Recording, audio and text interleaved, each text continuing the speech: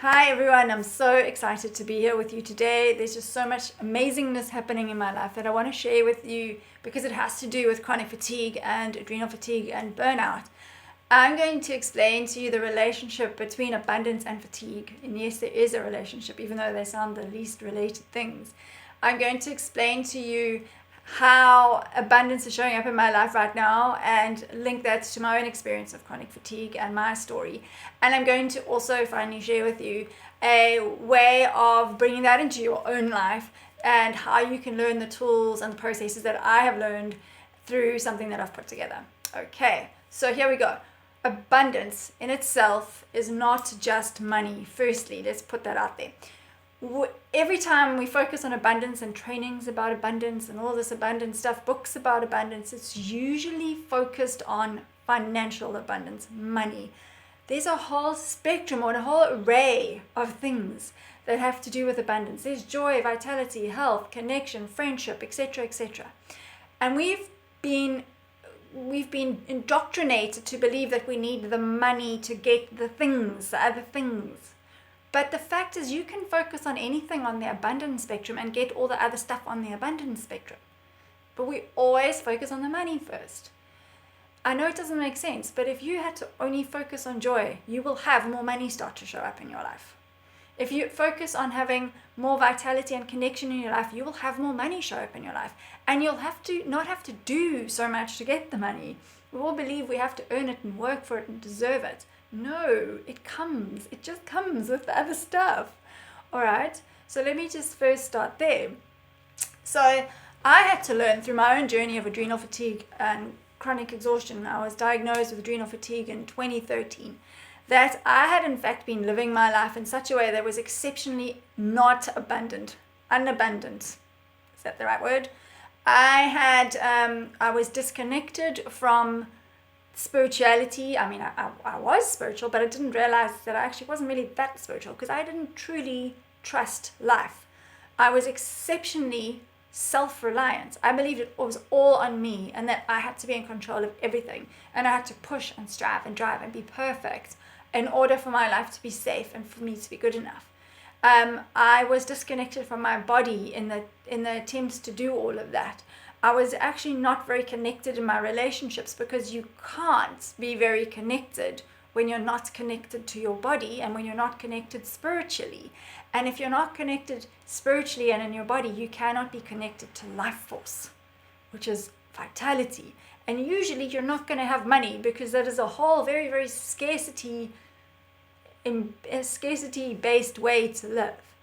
And when I finally had this realization that my fatigue was actually a gift to let me know that I was not living in alignment with my truth and that I was not being the abundant person that I was born to be, that was when things started to change for me in my life.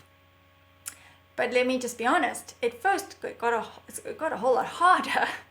A whole lot of things.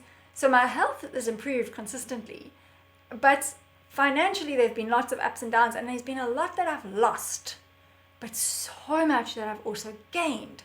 So what I've also had to really come to understand, and part of my healing process, is that there is a whole cycle of death and rebirth that's constantly happening, and nothing is ever good or bad. It is part of this process of death and rebirth. And this is actually feminine energy. So I was very, very caught up in the masculine energy, which is around doing and striving and needing to know everything intellectually, needing to know how it happens. And as I started to let go of that and step more into the feminine of connection to my body and my intuition, of letting go and allowing things to unfold without necessarily knowing how, the abundance has started to show up. So like I said, in some ways I've lost a lot. There's been financial scarcity, yet look at what's just been happening in my life lately. In December, I was gifted a trip to Antarctica, of all places. I mean, I can't tell you how many people say to me, that is a once in a lifetime experience. I didn't need to be told. I knew that. It was truly a once in a lifetime experience. It was the most abundant experience I don't think I've ever had. I was surrounded by an abundance of beauty that was just phenomenally breathtaking. These quietly majestic humpback whales swimming all around us, so close that when they blew out of their blowholes, we could smell the smell, and it was really gross. And we saw these majestic pods of killer whales, just so powerful, such powerful, incredible creatures, and these funny little penguins that hopping out of the water onto the rocks and onto the little icebergs, and then hopping back in again, all following each other. They're just the funniest creatures. I could have watched them for hours alone. We went kayaking on this like glass water. The water was like glass a lot of the time. It was quite incredible and crystal clear, and the blues that I can't even begin to describe to you, with these towering mountains on the other side with just thick layers of snow that have been there for hundreds of years. I'd love to know how old that snow is that's been on there. So just a phenomenally abundant experience. And the whole time I was filled with energy. I was like a child, and I can't even explain it to you because the words just don't do it any justice.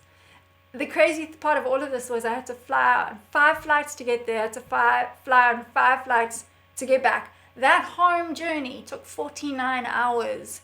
But you know that when I got back, I was okay. I was dizzy. My circadian rhythms were a bit out, but I was good. There was no crash.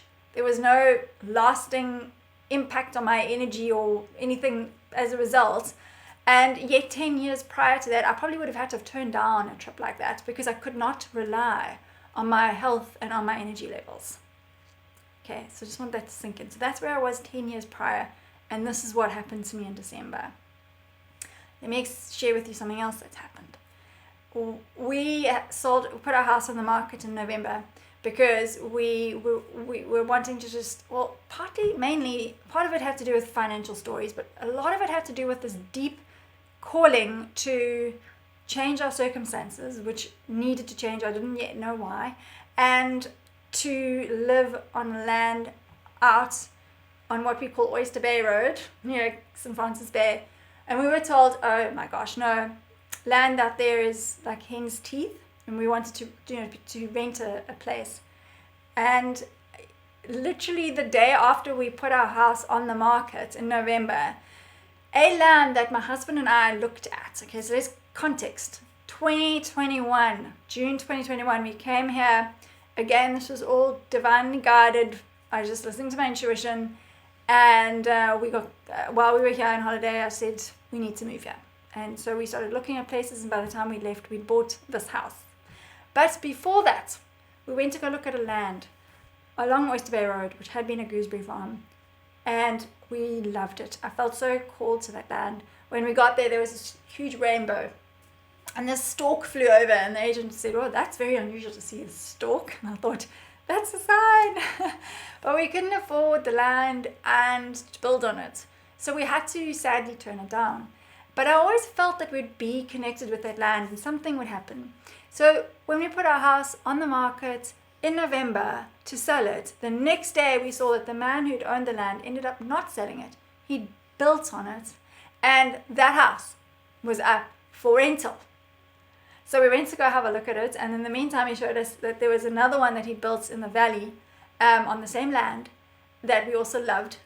Then because the house took forever, in fact the house went on the market in September. In October he said, oh, sadly, there's people who've applied to rent it, so it wasn't an option for us anymore. And then I saw that in December his main house, he rented that out as well. And I just thought, I can't believe this, because how would that come up into my life again so that it can't, to not manifest itself? And I thought, no, just let it go. Let's just see what's unfolding here. Trust, right? This has been my journey, is letting go of needing to know, just trusting, allowing the unfolding and not forcing anything, which is how I always was.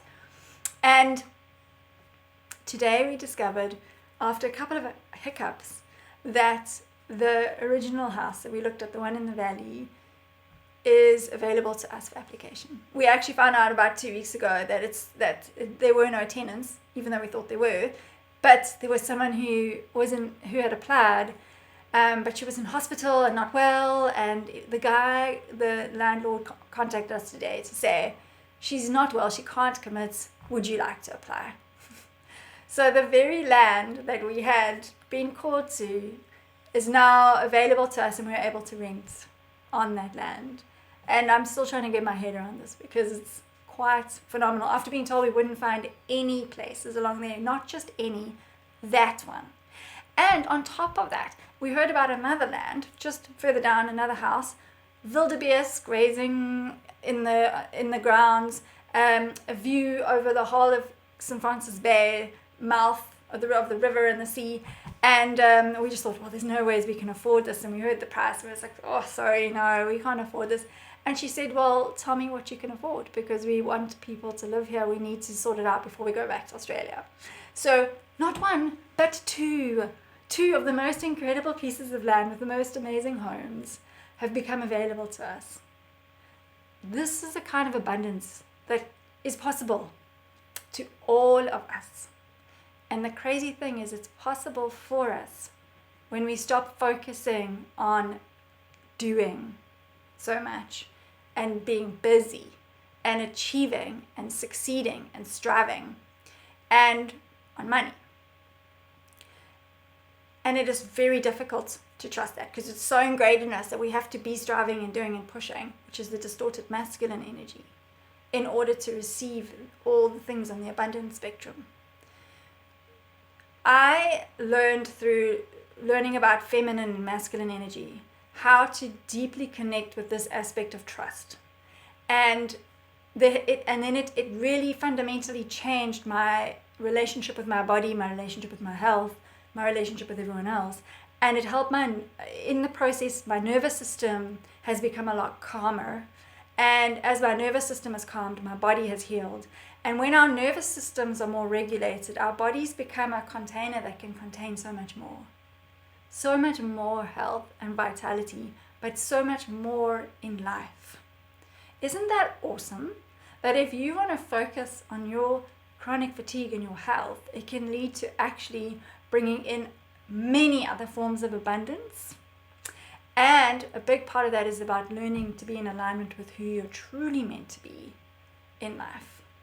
These are the incredible gifts that have come about because of my journey with adrenal fatigue syndrome and with burnout. And I really, really love to share them with my clients. So I have got a membership, which is currently open until Sunday. And in this membership, which is for women or those who identify as women, I help women to connect back to their bodies, to remember what that relationship is like, to remember what their power is like, to remember what it feels like to be rested, and to be co-regulated in that space, so that dysregulation becomes co-regulated through the practices, through the connection back to themselves, and through being in a safe space that is created and held by me. I do this through embodied practices, which are like visualizations and somatic practices of feeling into the body, bringing in different elements to meet what needs to be met in the body, connecting spiritually to feel held and supported. And this gels with any religious or non-religious or whatever background you have. It's not contrary to any of those. And I also share nervous system practices, how to tone your vagus nerve and your nervous system. I share body talk sessions, which leverages the body's body-mind connection, which is capable of self-healing. So, just same way when we cut ourselves, we form a scab and it heals. Our bodies are able to do that when we have the right conditions and ingredients in place. That is what body talk helps with.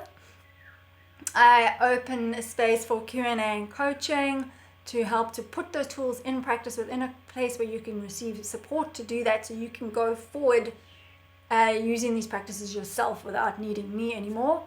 So these are done according to 5 themes, which are the themes that underlie my fatigue to flow coaching: acceptance, connection, release, receive, flow. They are the steps that unfolded through my own journey, and which I now use to support other women. However, if you sign up, you do not have to commit for a specific period of time. Each month is going to be different within those themes, and each time I cycle it, it's different within those themes. It's really based on what is needed in the space at that time. So you can take it month by month and feel into what you need and how long you need to be there for.